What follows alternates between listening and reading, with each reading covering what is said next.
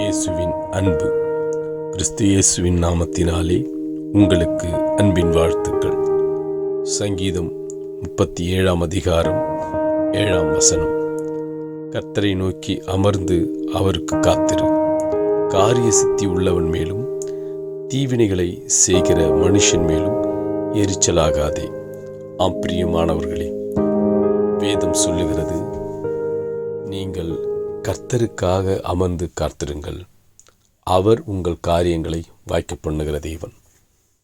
எனவே இந்த உலகத்தில் நடக்கிற அநேக கொடுமைகள், அக்கிரமங்களை குறித்தும் அவைகளை உண்டு பண்ணுகிறவர்களை குறித்தும் நீங்கள் கவனமாயிருங்கள். தன் காரியம் வாய்ப்பதற்காக, தன் சுயநலமாய், தன் சுய இன்பத்திற்காக, சுய இச்சைக்காக அநேக தீவினைகளை விதைத்து தன் காரியத்தை சாதித்து கொள்ளும் மனுஷர்களை பார்த்து எரிச்சலாகாதிருங்கள். இது அவர்கள் மேல் எரிச்சல் அடைந்து கோபம் கொண்டு நீங்கள் பாவத்திற்குள்ளாக கடந்து சென்று நீங்கள் தெய்வ சித்தத்தை இழந்து போகாதிருங்கள். நீங்கள் அவர்களுக்காக ஜெபம் பண்ணுங்கள், கர்த்தரிடத்தில் முறையிடுங்கள், கர்த்தருக்காக காத்திருங்கள். கர்த்தர் அவர்களை மாற்றுவார். கர்த்தர் தீமைகளை நன்மையாய் மாற்றுகிற தேவன்.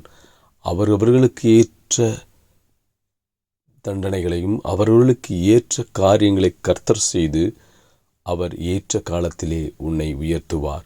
உன் காரியத்தை வாய்க்க செய்வார். அவர்களுக்கு ஏற்றதை அவர் செய்வார். எனவே கர்த்தருக்காக காத்திருங்கள். அவருக்காக காத்திருந்து நீங்கள் விசுவாசமுள்ளவர்களாய், சந்தோஷமுள்ளவர்களாய் கர்த்தருக்காகவே காத்திருங்கள். அவர் எல்லாவற்றையும் மாற்றி போடுவார். அவர் உங்களை உயர்த்தி ஆசீர்வதிப்பார். ஆமென்.